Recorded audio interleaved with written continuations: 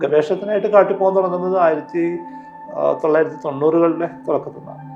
90കളിൽ നിന്ന് ഇങ്ങോട്ടേക്കുള്ള സമയത്തെ ഒരു നേരിട്ടുള്ള അനുഭവം വെച്ച് നോക്കിയപ്പോലും വലിയ മാറ്റങ്ങളാണ് അവിടെ ഉണ്ടായിട്ടുള്ളത്. വളരെ സോളിഡായിട്ട് നിൽക്കുമെന്ന് നമ്മൾ പ്രതീക്ഷിച്ചിരുന്ന കാടൊക്കെ തന്നെ 2018-ലും 19-ഉണ്ടായ പ്രളയത്തിൽ പല ഭാഗങ്ങളും തകർന്നടിഞ്ഞിട്ടുണ്ട്. മേൽമണ്ണ് ധാരാളമായിട്ട് ഒഴുകിപ്പോയിട്ടുണ്ട്. മേൽമണ്ണ് ഒഴുകിപ്പോകുന്ന സമയത്ത് മേൽമണ്ണ് മാത്രമല്ല പോവുക, ആ മണ്ണിൽ ഉറങ്ങി കിടന്ന് വിത്തടക്കം പോവുക. ഇപ്പോൾ ഡൊമസ്റ്റിക് ടൂറിസവും വലിയ തോതിൽ വർദ്ധിച്ചിട്ടുണ്ട്. ആളുകളെല്ലാവരും യാത്ര ചെയ്യുന്നുണ്ട്, കാട് കാണാൻ പോകുന്നുണ്ട്. ഈ യാത്രയല്ലാതെ ആ കാട് എന്നുള്ളൊരു അനുഭവത്തെ ഏറ്റെടുക്കാൻ പറ്റുന്നുണ്ടോ എന്നുള്ള കാര്യത്തിൽ സംശയമുണ്ട്. അതിന്റെ കാരണം എനിക്ക് തോന്നുന്നത് താമസിക്കുന്ന ഇടം കുറച്ചധികം സമയം ചെലവഴിക്കാൻ പറ്റുന്ന ഇടമായിട്ടല്ല. മറ്റു പല സ്ഥലങ്ങളിലും ആളുകൾ വീട് വെക്കുന്നത് താമസിക്കാൻ വേണ്ടിയിട്ടാണ്. ഇവിടെ നമ്മൾ വീട് വെക്കുന്നത് മറ്റുള്ളവരെ കാണിക്കാൻ വേണ്ടി ആണെന്നുള്ളതുകൊണ്ട് അതിനകത്ത് ജീവിക്കുക എന്നുള്ള വലിയ ബുദ്ധിമുട്ടാവും. അപ്പോൾ അതുകൊണ്ട് 2 ദിവസം അടുപ്പിച്ച് അവധി കിട്ടിയാലും 3 ദിവസം അവധി കിട്ടിയാലും എങ്ങോട്ടെങ്കിലും ഓടി രക്ഷപ്പെടുക, പ്രകൃതിയിലേക്ക് എത്രയും പെട്ടെന്ന് എത്തുക എന്നുള്ളൊരു പ്രോസസ്സ് ഉണ്ട്. പക്ഷേ അവിടെ എത്തിക്കഴിഞ്ഞാൽ സംഭവിക്കുന്നത് വെച്ചാൽ അവിടെ അതിനെ പോയിട്ട് നമ്മുടെ കയ്യിലുള്ള വസ്തുക്കൾ വെച്ചിട്ടും നമ്മുടെ വിഷമങ്ങൾ കൊണ്ടിടാനുള്ള സ്ഥലമായിട്ടും നമ്മുടെ സങ്കടങ്ങൾ കൊണ്ടിടാനുള്ള സ്ഥലമായിട്ടും ഒരു വേസ്റ്റ് ബിന്നായിട്ടാണ് കാടിനെ പലപ്പോഴും ആളുകൾ കാണുക. ഞങ്ങൾ ശാസ്ത്രത്തെ സംബന്ധിച്ച് അടിസ്ഥാനപരമായിട്ടുള്ളൊരു പ്രത്യേകത ഞങ്ങളൊക്കെ സന്ദേഹികളാണെന്നുള്ളത്. മതം പറയുന്ന പോലെ തീർപ്പോട് കൂടിയിട്ടൊരു കാര്യം പറയാൻ നമ്മളെ കൊണ്ട് പറ്റൂല. നമുക്കിപ്പോഴും സംശയങ്ങൾ ബാക്കിയാണ്. നമ്മൾ നിൽക്കുന്നത് എപ്പോഴും മാറാവുന്ന ഒരു തട്ടകത്തിലാണ്. അപ്പോൾ അങ്ങനെ മാറുന്ന ഒരു പ്രതലത്തിൽ എങ്ങനെ നിൽക്കാൻ പറ്റും എന്നനുസരിച്ചിരിക്കും ഒരു മനുഷ്യന്റെ ശാസ്ത്രബോധത്തിന്റെ നിർമ്മിതി. മതത്തിന് അതിന്റെ ആവശ്യമില്ല. എവിടെ നിൽക്കുന്നു അത് സോളിഡ് ആണ്, അവിടെ തന്നെ. ഇതിന് അതിന്റെ സംശയം ചോദിച്ചു കഴിഞ്ഞാൽ നിങ്ങൾ പണ്ടത്തെ ഒരു പുസ്തകം നോക്കിയിട്ട് അത് പറഞ്ഞു തരുമോ ചെയ്യും. ഇപ്പൊ തന്നെ ശാസ്ത്രത്തെ യുക്തിവാദികളുടെ ലേബലിലുള്ള പല ആളുകളെ സംബന്ധിച്ചും അവരിതിനൊന്ന് ഉറപ്പിക്കാൻ നോക്കുക. ഈ നിരന്തരമായിട്ട് തെന്നിക്കളിക്കുന്ന ഒരു പ്രതലത്തെ എവിടെയെങ്കിലും ഒന്ന് ഉറപ്പിച്ചു നിർത്താനാണ് അവർ ശ്രമിക്കുന്നത്. അങ്ങനെ ശ്രമിച്ചു കഴിഞ്ഞാൽ ഇതൊരു മതമായിട്ട് മാറുകയും ചെയ്യും.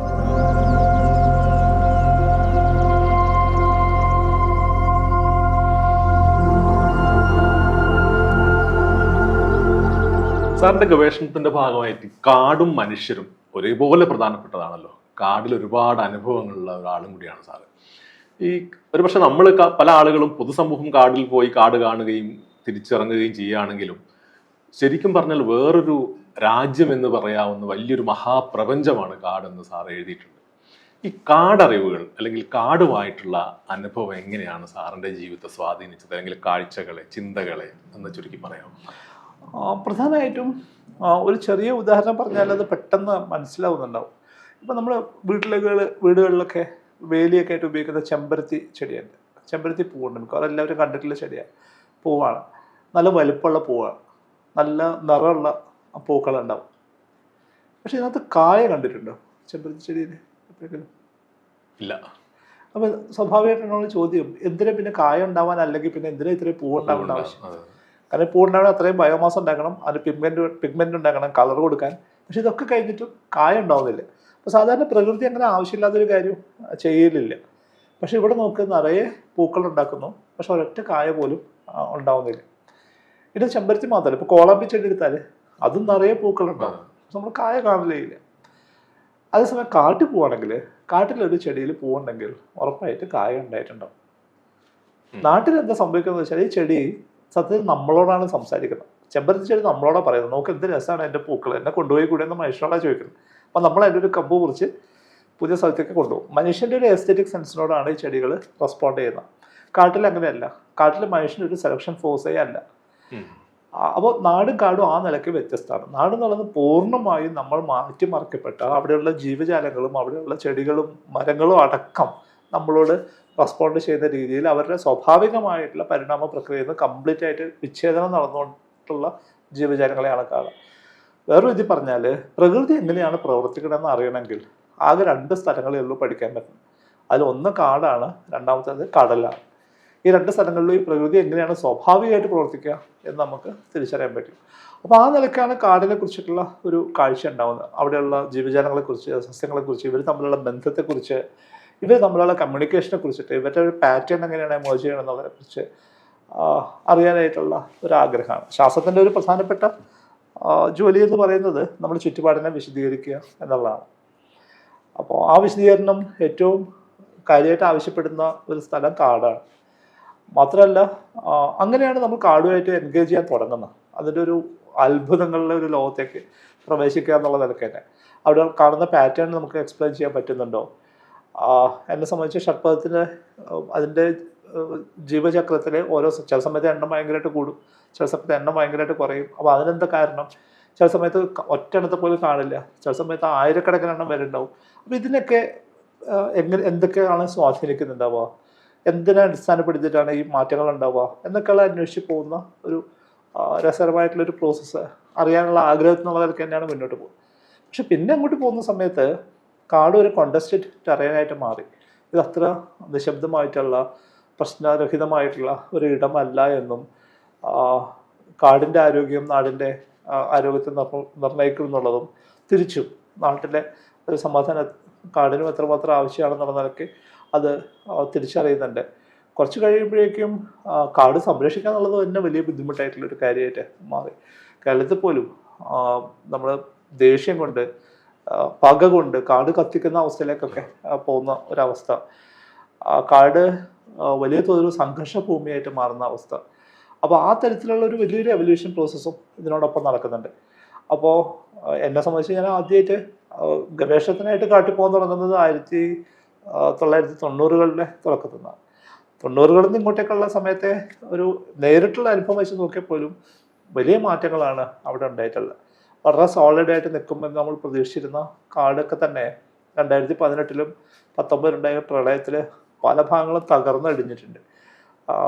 നമ്മൾ ഒരു പരുക്ക് പറ്റില്ല എന്നൊക്കെ വിചാരിച്ച സ്ഥലങ്ങളെല്ലാം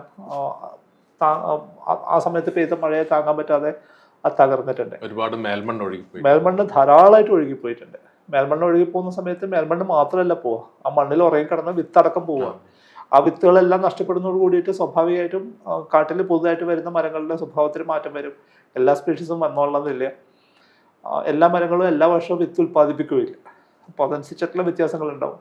അപ്പോൾ കാട് ഒരുപക്ഷെ 90കളിലൊക്കെ നമുക്ക് സമയമെടുത്ത് എത്ര വേണമെങ്കിലും സമയമെടുത്ത് സമാധാനമായിട്ട് പഠിക്കാൻ പറ്റുന്ന പോലെ അത്ര അങ്ങനത്തെ ഒരു സ്പേസ് ആയിരുന്നു കാട് എന്നുള്ളത്. പക്ഷെ ഇങ്ങോട്ട് വരുന്നതോട് കൂടിയിട്ട് കാട് ഒരു വലിയ കണ്ടസ്റ്റഡ് ടെറൈനായി വലിയ മാറ്റങ്ങൾ അവിടെ സംഭവിക്കുന്നു. നാട്ടിലുള്ള പോലെ തന്നെ അതേ വേഗതയിൽ തന്നെ കാട്ടിലും വലിയ മാറ്റങ്ങൾ നടക്കുന്ന ഒരു സ്ഥലമായിട്ട് ആ കാട് മാറിയിട്ടുണ്ട്. ഒരു സമാധാന കാലത്ത് നിന്ന് യുദ്ധത്തിലേക്കുള്ളൊരു മാറ്റമായിട്ട് കാടിൻ്റെ ഒരു സ്വഭാവത്തിൽ വന്ന മാറ്റത്തെ നമുക്ക് കാണാൻ പറ്റുകയും ചെയ്യും. അതുപോലെ കാട് എന്ന് പറയുമ്പോൾ നമ്മൾ നഗരത്തിൽ നിന്നുള്ള മനുഷ്യർ കാട്ടിലേക്ക് പോകുമ്പോൾ നമ്മുടെ അഹംബോധത്തിനോ അല്ലെങ്കിൽ നമ്മുടെ അധികാരത്തിനോ യാതൊരു പ്രസക്തിയും ഇല്ലാത്തൊരിടാണല്ലോ കാട്.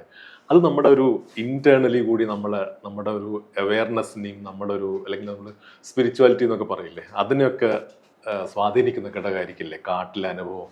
അത് ഒരുപാട് കാട്ടിലിങ്ങനെ യാത്ര ചെയ്തത് അത് വ്യക്തിപരമായിട്ട് അത് തീർച്ചയായിട്ടും ശരിയാണ്. നമ്മൾ വളരെ നിസ്സാരനായിട്ടുള്ളൊരു ജീവിയാണെന്നുള്ള വലിയ ബോധം കാട് തരുന്നുണ്ട്.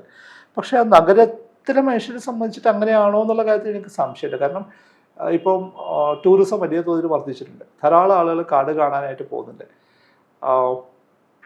പക്ഷേ ഈ പോകുന്ന ആളുകളെല്ലാവരും തന്നെ വണ്ടിയിൽ വലിയ ഒച്ചയിൽ പാട്ടൊക്കെ വെച്ച് അവിടെ പോവുകയും അത് കണ്ട് തിരിച്ചു വരികയും ചെയ്യുന്നുണ്ട്. എന്താണ് ശരിക്കും സംഭവിക്കുന്നത്? അവർക്ക് കാട് കാണാൻ പറ്റുന്നുണ്ടോ, കാട് കാണുന്നുണ്ടോ, കാടിനെ അനുഭവിക്കുന്നുണ്ടോ, കാടിനെ കേൾക്കുന്നുണ്ടോ, കാടിനെ തൊട്ടറിയുന്നുണ്ടോ എന്നൊക്കെ ചോദിച്ചു കഴിഞ്ഞാൽ അതത്ര ഇല്ല എന്ന് തന്നെ പറയേണ്ടി വരും. പലപ്പോഴും സംഭവിക്കുന്നത് എനിക്ക് തോന്നിയിട്ടുള്ളൊരു കാര്യം, ഇപ്പോൾ ഡൊമസ്റ്റിക് ടൂറിസവും വലിയ തോതിൽ വർദ്ധിച്ചിട്ടുണ്ട്, ആളുകളെല്ലാവരും യാത്ര ചെയ്യുന്നുണ്ട്, കാട് കാണാൻ പോകുന്നുണ്ട്. പക്ഷേ ഈ യാത്രയല്ലാതെ ആ കാട് എന്നുള്ളൊരു അനുഭവത്തെ ഏറ്റെടുക്കാൻ പറ്റുന്നുണ്ടോ എന്നുള്ള കാര്യത്തിൽ സംശയമുണ്ട്. പക്ഷേ ഈ യാത്രകൾ സ്ഥിരമായിട്ട് നടക്കും. അതിൻ്റെ കാരണം എനിക്ക് തോന്നുന്നത്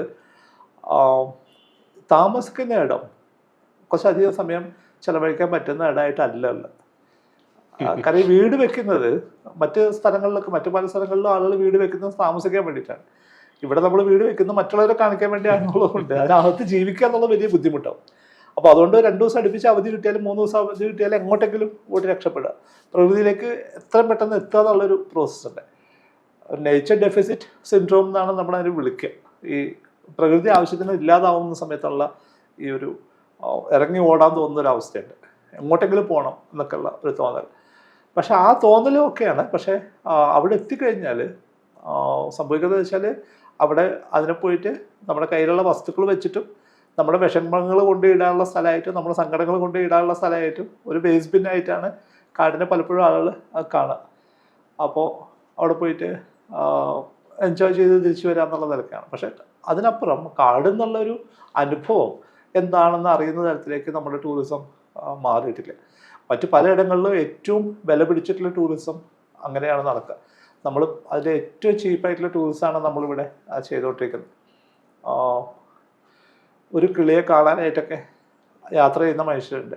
ഞാൻ എൻ്റെ ജീവിതത്തിൽ ഇത്ര നാൾ കൊണ്ട് ഇത്ര പക്ഷികളെ കണ്ടിട്ടുണ്ട്.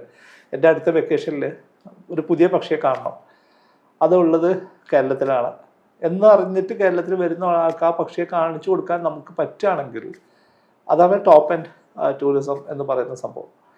നമ്മൾ അവിടെ തീരെ ഇൻവെസ്റ്റ് ചെയ്യുന്നില്ല. നമ്മൾ അതിന് പകരം 10 രൂപ ഫീസ് വെച്ചിട്ട് നിറയെ ആളുകൾ കയറിക്കോളൂ എന്ന് പറഞ്ഞിട്ട് അവർ എല്ലാവരും കൂടി ഇടിച്ചു കയറിയിട്ട് ആ സ്ഥലവും നശിപ്പിച്ചു തിരിച്ചു പോകുന്ന ഒരു തരത്തിലുള്ള ടൂറിസത്തിനാണ് നമ്മളിപ്പോൾ ടൂറിസം എന്നും ഇക്കോ ടൂറിസം എന്നൊക്കെ വിളിക്കുന്നത്.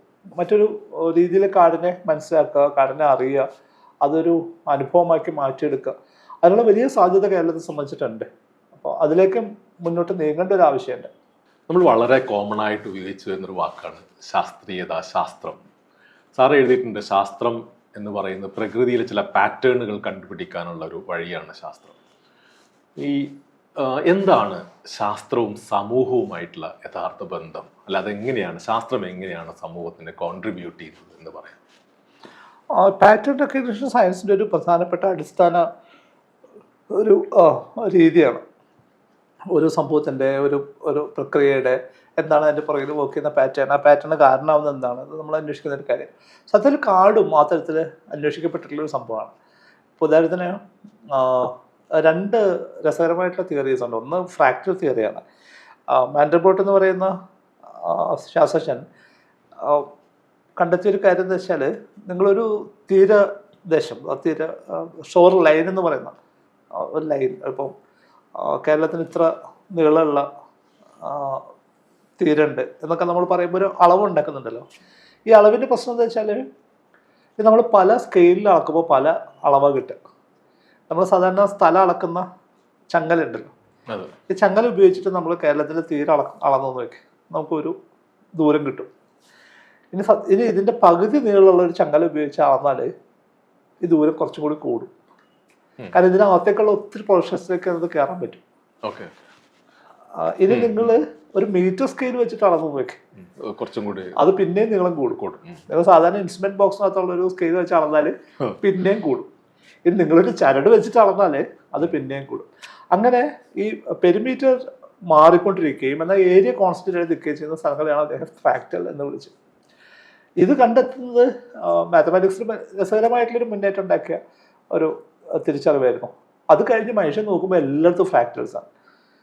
നമ്മുടെ തലച്ചോറ് ഫ്രാക്ടലാണ്, അതിങ്ങനെ മടങ്ങി മടങ്ങി മടങ്ങി നിൽക്കുന്നുണ്ടാവും. നമ്മുടെ ലങ്സ് ഫ്രാക്ടലാണ്, ധാരാളം മടക്കുകളിലൂടെ. അതിൻ്റെ പെരിമീറ്റർ ഇങ്ങനെ മാറി, ഏത് സ്കെയിൽ അളക്കുന്നതനുസരിച്ച് മാറിക്കൊണ്ടിരിക്കും. കാട്ടിൽ പോയിട്ട് മുകളിലേക്ക് നോക്കിയാൽ മരത്തിൻ്റെ അലച്ചാർത്ത് മറ്റൊരു ഫ്രാക്ടലാണ്. ആ തരത്തിലുള്ള ഫ്രാക്ടൽസിനെ കുറിച്ചൊരു തിരിച്ചറിവ് വന്നപ്പോൾ പല സ്കെയിലിൽ ഒരേ രൂപം ആവർത്തിക്കുന്നതായിട്ട് നമുക്ക് തിരിച്ചറിയാൻ പറ്റുന്നുണ്ട് കാടിൻ്റെ പാറ്റേൺ എന്ന് പറയുന്നത്. മറ്റൊരു രസകരമായിട്ടുള്ളൊരു തിയറി വന്നത് സ്കെയിലിംഗ് തിയറിയാണ്. സ്കെയിലിംഗ് തിയറി നമ്മൾ കാട്ടിൽ പോയി കഴിഞ്ഞാൽ എല്ലാ ചെടികളും മരങ്ങളും ഒക്കെ ഇങ്ങനെ റാൻഡമായിട്ട് നിൽക്കുന്നതായിട്ടാണ് നമുക്ക് തോന്നുക. പക്ഷെ അത് റാൻഡം അല്ല, അതിനൊരു പാറ്റേൺ ഉണ്ട്. ഒരു വലിയ മരം നമ്മൾ കണ്ടു നോക്കി, നമ്മൾ പിടി കിട്ടാത്ത തരത്തിലുള്ള വലിയൊരു മരം കണ്ടിട്ടുണ്ടെങ്കിൽ പിന്നെ ഒരു നിശ്ചിത ദൂരം കഴിഞ്ഞിട്ട് അതേ വലുപ്പമുള്ളൊരു മരത്തെ നമുക്ക് കാണാൻ പറ്റും, അത് തൊട്ടടുത്ത് കാണാനേ പറ്റില്ല. അപ്പോൾ ഈ പാറ്റേൺ എന്ന് നിശ്ചയിക്കുന്നത് സ്കെയിലിംഗ് തിയറി അനുസരിച്ചിട്ടാണ്. സ്കെയിലിംഗ് തിയറി വിശദീകരിക്കാനായിട്ട് സാധാരണ ഉപയോഗിക്കുന്ന ഉദാഹരണം എലിയും ആനയും തമ്മിലുള്ള താരതമ്യത്തിലൂടെയാണ്. എലി ഒരു കുഞ്ഞു ജീവിയാണ്, കുറച്ച് നാളെ ജീവിക്കുള്ളൂ. ആന ഒരു വലിയ ജീവിയാണ്, കുറേ വർഷങ്ങൾ ജീവിക്കുന്ന ജീവിയാണ്. പക്ഷേ എലിയുടെയും ആനയുടെയും ജീവിതത്തിൽ അവരെ ഹൃദയം എത്ര പ്രാവശ്യം മിടിക്കുമെന്ന് നോക്കിയാൽ, ഹാർട്ട് ബീറ്റ് മെഷർ ചെയ്ത് നോക്കിയാൽ, എണ്ണി നോക്കിയാൽ അത് ഏകദേശം സെയിം ആയിരിക്കും. ഇതാണ് എൻ്റെ സംഭവം. അപ്പോൾ എലി ഭയങ്കര ആക്റ്റീവാണ്, എലിയുടെ ഹൃദയം ടൈപ്രാകുമ്പോൾ ഭയങ്കര ഫാസ്റ്റായിട്ട് ഇടിച്ചുകൊണ്ടിരിക്കുന്നുണ്ടാവും. എന്നാൽ ആനയുടെ ഹൃദയം വളരെ പതുക്കെയായിരിക്കും പിടിക്കുന്നുണ്ടാവും. അപ്പോൾ ബോഡി സൈസുമായിട്ട് ബന്ധപ്പെട്ടിട്ടും ജീവിത ദൈർഘ്യമായിട്ട് ബന്ധപ്പെട്ടിട്ടൊക്കെയുള്ള ബന്ധങ്ങളുണ്ട്.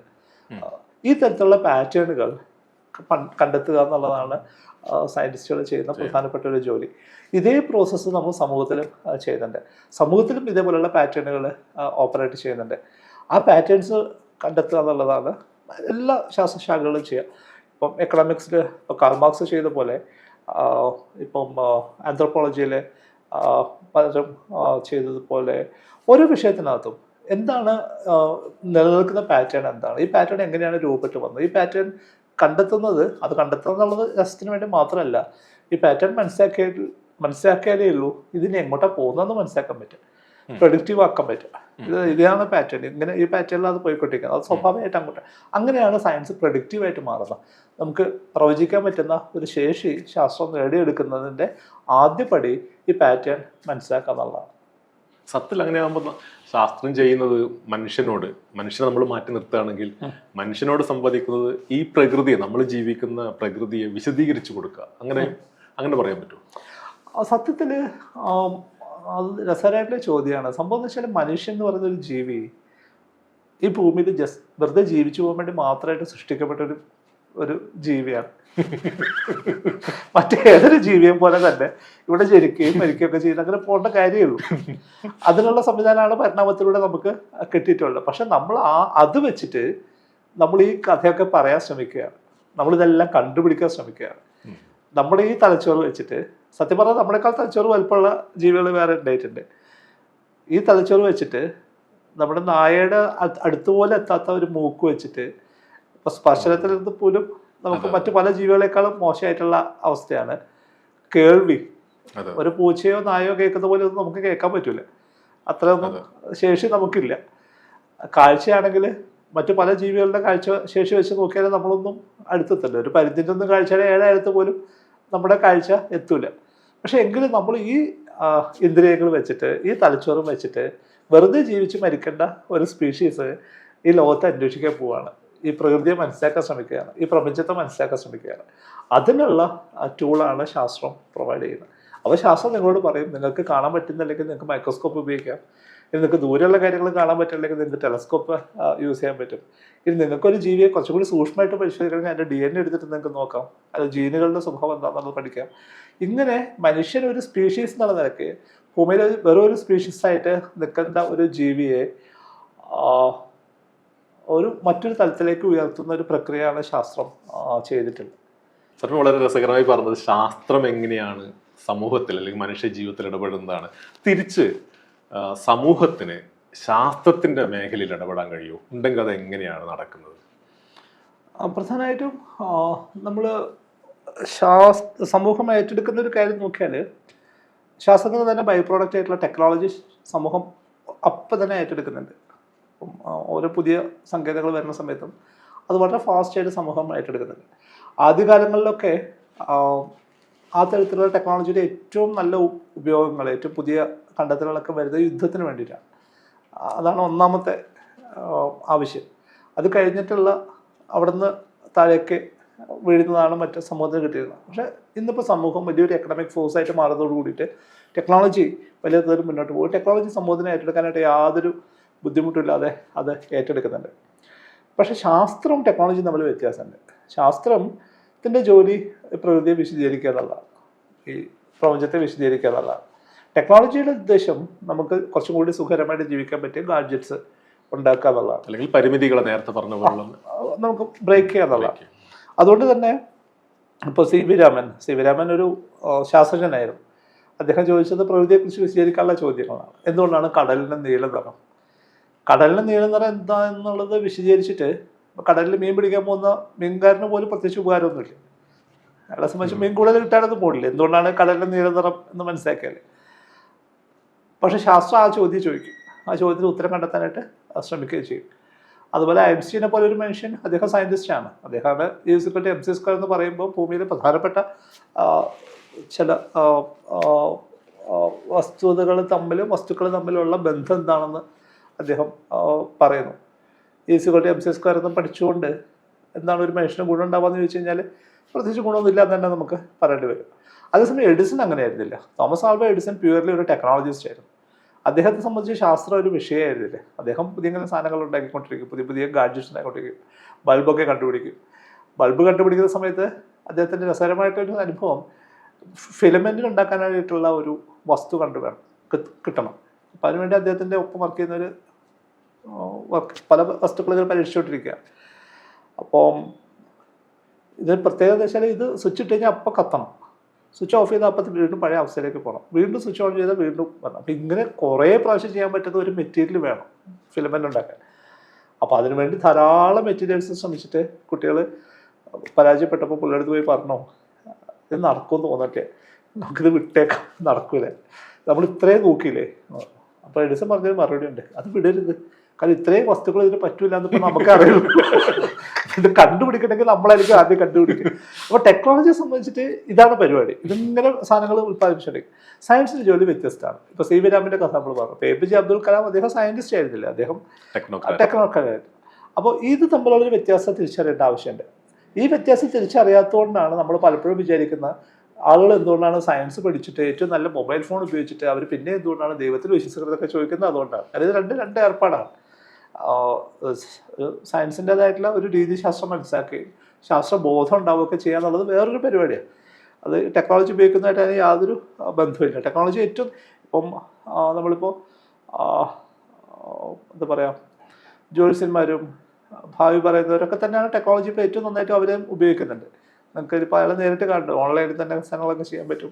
ധാരാളം ജാതകങ്ങളൊക്കെ ഓൺലൈൻ അവരാണ് ഏറ്റവും ഫാസ്റ്റായിട്ട് ഇത് അഡോപ്റ്റ് ചെയ്ത് മുന്നോട്ട് പോയിരുന്നത്. ഇപ്പം ഓൺലൈൻ മീഡിയ പോയി കഴിഞ്ഞാൽ ഏറ്റവും കൂടുതൽ പരസ്യങ്ങൾ കാണുന്നതും അങ്ങനെയുള്ള ആളുകളുടെയാണ്. അപ്പോൾ ഈ തരത്തിലുള്ള വ്യത്യാസമുണ്ട്. അപ്പോൾ സമൂഹത്തെ ഒരു ശാസ്ത്രബോധത്തിലേക്ക് ഉയർത്താനുള്ള ഒരു ജോലി അത് മറ്റൊരു പണിയാണ്. ആ പണി വേറെ എടുക്കാൻ തന്നെ വേണം. അതല്ലെങ്കിൽ ടെക്നോളജി തന്നെ അവർ കുടുങ്ങി കിടക്കുകയും ചെയ്യും. സ്കൂളിൽ ശാസ്ത്രം പഠിക്കുന്നുണ്ട്, കോളേജിൽ ശാസ്ത്രം പഠിക്കുന്നുണ്ട്, പക്ഷെ അവസാനം ഇത് എത്തുന്ന സമയത്ത് ഒരു കാര്യം തീരുമാനം എടുക്കണമെങ്കിൽ ജ്യോതിഷനോട് ചോദിക്കേണ്ട അവസ്ഥ ആകുന്നതിൻ്റെ കാരണം ഇത് ടെക്നോളജി മാത്രമേ നമ്മൾ പരിചയപ്പെടുന്നുള്ളൂ, സയൻസിലേക്ക് എത്തുന്നില്ല, അതിൻ്റെ രീതിശാസ്ത്രം മനസ്സിലാവുന്നില്ല. അത് കുറച്ച് ടഫായിട്ടുള്ള പ്രോസസ്സുമാണ്. നിങ്ങളെ സംബന്ധിച്ചിട്ട് നിങ്ങൾക്ക് ഈ ചുറ്റുപാടിനെ ദൈവത്തെ മാറ്റി നിർത്തിക്കൊണ്ട് വിശദീകരിക്കുന്ന ശാസ്ത്രത്തിൻ്റെ ഒരു രീതിശാസ്ത്രം ഏറ്റെടുക്കാന്ന് വെച്ചാൽ വലിയ അധ്വാനമാണ്.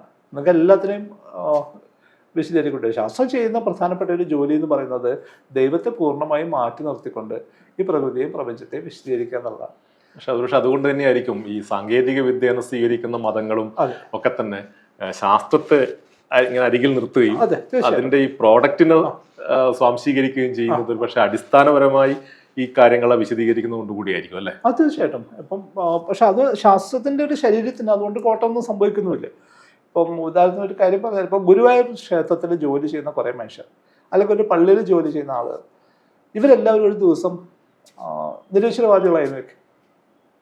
അവിടെ എന്തെങ്കിലും കുഴപ്പമുണ്ടാവുമോ? ഒരു കുഴപ്പമുണ്ടാവില്ല. അവരവരെ ജോലി ചെയ്യും, ഭക്തർ വരും, അല്ലേ? അത്രയല്ലേ ഉണ്ടാവുള്ളൂ. അത് വേറെ പ്രത്യേകിച്ച് സംഭവിക്കാനൊന്നുമില്ലല്ലോ. അതുപോലെ ശാസ്ത്രത്തിൽ പ്രവർത്തിയെടുക്കുന്ന ഒരാൾ അമ്പലത്തിൽ പോയാലും ശരി, അയാൾ പൂജിച്ചാലും ശരി, അയാൾ എഴുതുന്ന ഒരു ശാസ്ത്ര പ്രബന്ധത്തിനകത്ത് ഇത് കൊണ്ടുവരാൻ പറ്റില്ല. ലോകത്ത് 3.7 ട്രില്യൺ മറ്റുമാണ് ഇപ്പോൾ ഇതുവരെ ഇറക്കിയ ഗവേഷണ പ്രബന്ധങ്ങളുടെ എണ്ണം. ഏകദേശം അത്രയാണെന്നാണ് പറയുന്നത്. ഈ ഇത്രയും ഗവേഷണ പ്രബന്ധങ്ങളിൽ ഒന്നിൽ പോലും ഒരു ശാസ്ത്രജ്ഞനും ഞാൻ കണ്ട ഈ കാര്യം ദൈവം കാരണമാണെന്ന് ഇതുവരെ എഴുതിയിട്ടില്ല. അതല്ലാതെ ദൈവത്തെ പൂർണ്ണമായും മാറ്റി നിർത്തിക്കൊണ്ട് പ്രകൃതിയെ പ്രപഞ്ചത്തെ വിശദീകരിക്കുന്ന ഒരു ഏർപ്പാടാണിത്. അപ്പോൾ അതുകൊണ്ട് ഇതിനകത്തുള്ള ഒരാൾ വിശ്വാസിയായാലും ഇതിനത് ബാധിക്കുന്ന പ്രശ്നം ഉദിക്കുന്നില്ല. ശാസ്ത്രത്തിൻ്റെ ഒരു ശരീരത്തെ അത് തൊടുപോലും ചെയ്യുന്നില്ല. ഒരു അമ്പലത്തിലെ ജീവനക്കാരൻ നിരീശ്വരവാദി ആകുമ്പോൾ അമ്പലത്തിൽ പ്രത്യേകിച്ചൊന്നും സംഭവിക്കാത്ത പോലെ തന്നെയാണ് ശാസ്ത്രത്തെ സംബന്ധിച്ചിട്ട് ശാസ്ത്രത്തിനകത്ത് പ്രവർത്തിയെടുക്കുന്ന ആളുകൾ വിശ്വാസിയാവുകയും അമ്പലത്തിൽ പോയി ചെയ്തു കഴിഞ്ഞാൽ ശാസ്ത്ര ശരീരത്തെ അത് പോറലേൽപ്പിക്കുന്നില്ല. പക്ഷേ അത് സമൂഹത്തിന് കൊടുക്കുന്നൊരു മെസ്സേജ് വലിയ പ്രശ്നമാണ്. വളരെ പ്രധാനപ്പെട്ട ശാസ്ത്രജ്ഞരൊക്കെ ദൈവവിശ്വാസികളായിട്ട് സ്വയം അനൗൺസ് ചെയ്യുന്ന സമയത്ത് അതിൻ്റെ ഒരു റിപ്പിൾ ഇഫക്റ്റ് വലിയ അപകടം ഉണ്ടാക്കും. അത് ഒരു ശാസ്ത്രപക്ഷത്ത് നിൽക്കുന്ന ശാസ്ത്ര ചിന്തയെ പ്രോത്സാഹിപ്പിക്കുന്ന മനുഷ്യർക്കും സംഘടനകൾക്കും പ്രസ്ഥാനങ്ങൾക്കും ക്ലാസ് മുറികൾക്കൊക്കെ അത് വലിയ അടിയാണ് കൊടുക്കുക. അത്തരത്തിലാണ് അതിൻ്റെ ബന്ധം.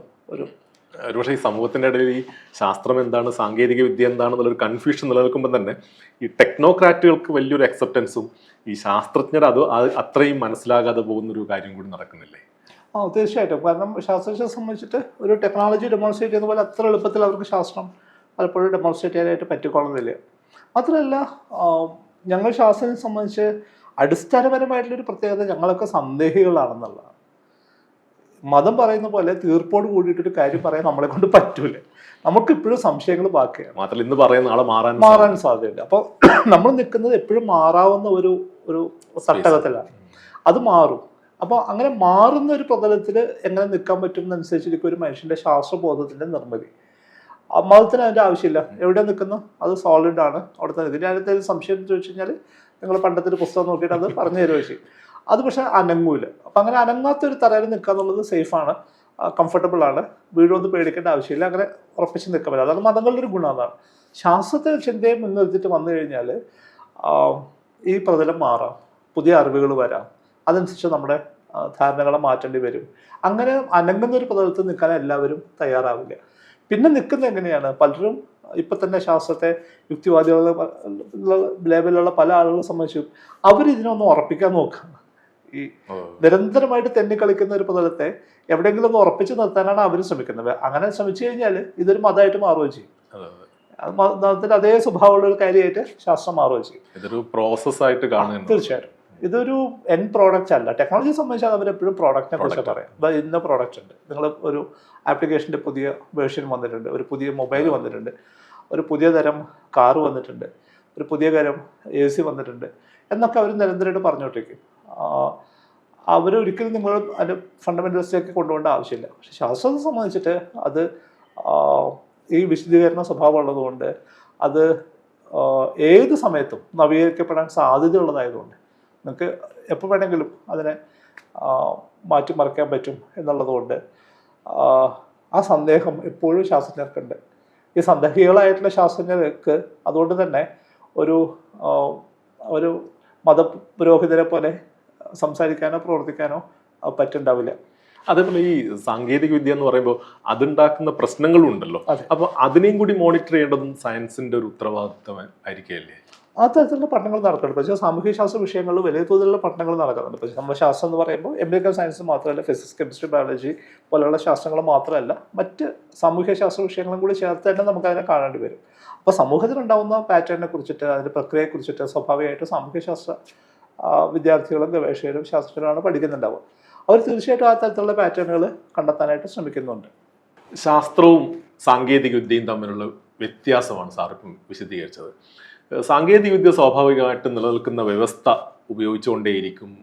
സ്റ്റേറ്റിന് അതിൻ്റെ ഉപയോഗം ഉണ്ടാവും. നമ്മുടെ സംവിധാനങ്ങൾക്ക് ടെക്നോളജി വളരെ പ്രധാനപ്പെട്ടതാണ്.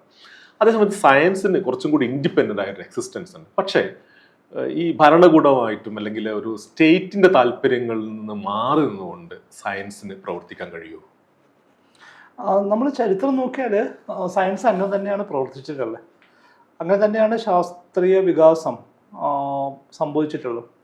നമുക്കത് അറിയാം. അപ്പോൾ ഗലീലിയോ മുതലേ ഗലീലിയോ തിരിച്ചറിയുന്നുണ്ട്, ഇത് ഭൂമിയുടെ ചുറ്റും അല്ല സൂര്യൻ കറങ്ങുന്നത്, സൂര്യന് ചുറ്റുമാണ് ഭൂമി കറങ്ങുന്നതെന്ന് മനസ്സിലാക്കുന്നുണ്ട്. പക്ഷെ ആ സമയത്ത് പ്രബലമായി നിന്നിരുന്ന ഒരു ചിന്താരീതി അങ്ങനെയല്ല, ഭൂമിയാണ് നിൽക്കുന്ന അതിന് ചുറ്റും ഗോളങ്ങൾ കറങ്ങുന്നുള്ള. അപ്പോൾ ഇതിനെ മറികടക്കേണ്ട ഒരു ആവശ്യം ഗലീലിയെ സംബന്ധിച്ചിട്ടുണ്ട്, ബ്രൂണോയെ സംബന്ധിച്ചിട്ടുണ്ടായിട്ടുണ്ട്, ഇത് ഡാർവിനെ സംബന്ധിച്ചിട്ടുണ്ടായിട്ടുണ്ട്. ഡാർവിൻ കളക്ട് ചെയ്തിട്ടുള്ള ഡാറ്റ അതിഗംഭീരമായിട്ടുള്ള ഒരു ഡാറ്റാബേസാണ് ഡാർവിൻ കളക്ട് ചെയ്യുന്നത്. അദ്ദേഹത്തിൻ്റെ യാത്രയും ഒക്കെ ആയിട്ട് ബന്ധപ്പെട്ട് അതിനുശേഷം ആ സ്ഥലങ്ങളിൽ നിന്ന് കിട്ടിയിട്ടുള്ള സ്പെസിമെൻസ് എല്ലാം വെച്ചിട്ട് ഇദ്ദേഹം ഇതെല്ലാം ഒരുമിച്ച് നോക്കുമ്പോൾ അതിൽ നിന്നൊരു പാറ്റേൺ ഉപയോഗിച്ച് ചെയ്യുന്നുണ്ട്. ഈ പാറ്റേൺ അപ്പം നിലനിൽക്കുന്ന ഒരു സ്റ്റേറ്റിൻ്റെ ധാരണയ്ക്ക് ഘടകവിരുദ്ധമായിട്ടുള്ള ഒരു ധാരണയാണ്.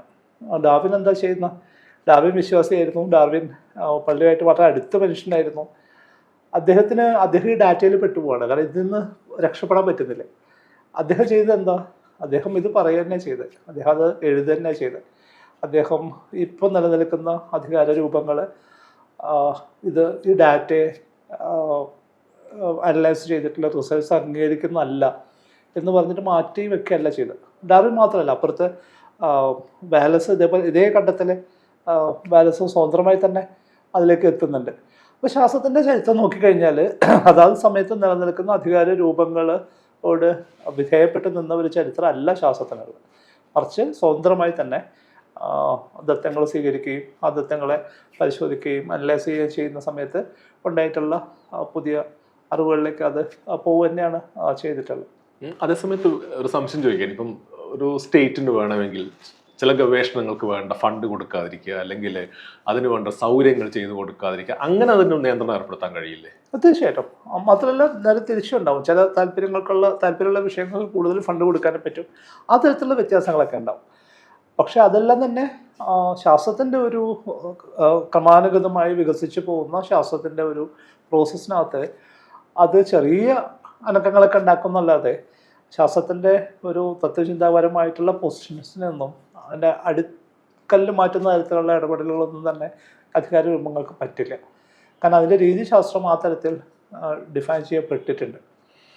നമ്മളൊരു ഒരു ഇൻഡിവിജ്വൽ ശാസ്ത്രജ്ഞൻ എടുത്താൽ അദ്ദേഹം എന്തിൽ വർക്ക് ചെയ്യുന്നു, എന്ത് വിഷയം സ്വീകരിക്കുന്നു, ആ വിഷയത്തെ ഏത് രീതിയിൽ സമീപിക്കുന്നു, എന്തൊക്കെ ഡാറ്റ കളക്ട് ചെയ്യുന്നു, ഇതൊക്കെ പൊളിറ്റിക്കലി ഇൻഫ്ലുവൻസ്ഡ് ആയിട്ടുള്ള കാര്യം തന്നെയാണ്. അത് പൊളിറ്റിക്കലി മാത്രമല്ല, അത് സൈക്കോളജിക്കലി ഇൻഫ്ലുവൻസ്ഡ് ആണ്. അത് ആ സമയത്തെ സൊസൈറ്റിയിലെ രീതികളുമായിട്ട് ബന്ധപ്പെട്ടിട്ടാണ്. പക്ഷേ മുന്നേറ്റങ്ങൾ ഉണ്ടാവുന്നതൊക്കെ തന്നെ ഇതിനെപ്പോഴും ഓരോ ശാസ്ത്രജ്ഞനും ഇതിനെ ബ്രേക്ക് ചെയ്ത് മുന്നോട്ട് പോകുന്ന സമയത്ത് തന്നെയാണ്. അതിന് വളരെ വളരെ വ്യത്യസ്തമായിട്ടുള്ള തരത്തിലുള്ള മെത്തഡോളജികൾ അഡോപ്റ്റ് ചെയ്തുകൊണ്ടും പലതിനെയും കൂട്ടിച്ചേർത്തുകൊണ്ടും ചില ഗവേഷണ ചോദ്യങ്ങളുടെ പുറകെ തന്നെ സ്യൂതം സഞ്ചരിച്ചുകൊണ്ടും ചെയ്യുന്ന ഒരു പ്രക്രിയയാണ്. അത് ശാസ്ത്രത്തിനെ സംബന്ധിച്ച് ആദ്യ ഒരു ഘട്ടം എടുത്തു കഴിഞ്ഞാൽ ഇതൊരു ഇൻസ്റ്റിറ്റ്യൂഷണലൈസ്ഡ് ആയിട്ടുള്ളൊരു കാര്യമായിരുന്നില്ല. ആളുകൾ പുതിയ കാര്യങ്ങൾ കണ്ടുപിടിക്കാൻ തുടങ്ങുന്നത് ഇരുണ്ട യുഗത്തിന് ശേഷം മുന്നോട്ട് വരുന്ന സമയത്ത് ഇനിയും അറിയാനുണ്ട്. നമുക്കുള്ള കാര്യങ്ങളെല്ലാം തന്നെ പണ്ടത്തെ പുസ്തകത്തിൽ എഴുതി വെച്ചതല്ല. പുതിയ അറിവുണ്ട്, പുതിയ കാര്യങ്ങൾ പഠിക്കണം, അറിയണം, നിരീക്ഷിക്കണം, പരീക്ഷണങ്ങൾ നടത്തണം എന്നൊക്കെയുള്ള ഒരു താല്പര്യത്തിലേക്ക് വരുന്ന സമയത്ത് അത് വളരെ ഗ്രാജുവലായിട്ട് വന്ന സാധനം. ഇപ്പോൾ അരിസ്റ്റോട്ടലിനെ സംബന്ധിച്ചിട്ട് അരിസ്റ്റോട്ടൽ ഒരു ഘട്ടത്തിൽ പറയുന്നുണ്ട്, സ്ത്രീകൾക്ക് പുരുഷന്മാരെക്കാൾ പല്ലിൻ്റെ എണ്ണം കുറവാണ് എന്ന് അരിസ്റ്റോട്ടൽ പറയുന്നുണ്ട്.